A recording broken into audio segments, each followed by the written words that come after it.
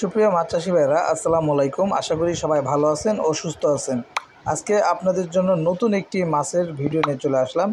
আজকে আমরা দেখাবো 2024 সালের যে সকল চিতল মাছের পোনা।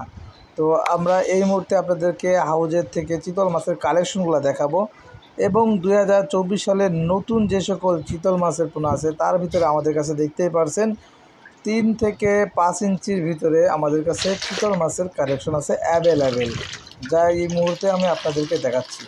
এই যে দেখতে পাচ্ছেন 2024 সালের নতুন চিতল মাছের পোনা।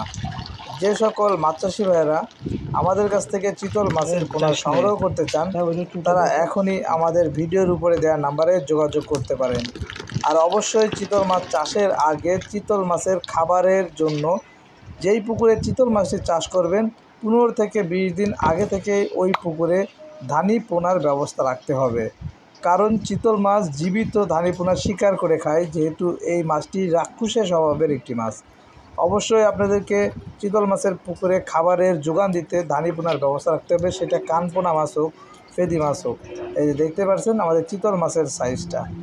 আপনারা যদি এই সাইজটা আমাদের কাছ থেকে সংগ্রহ করতে চান মাত্র 65 টাকায় আমরা এই সকল চিতল মাছ সারা বাংলাদেশে ডেলিভারি করতেছি।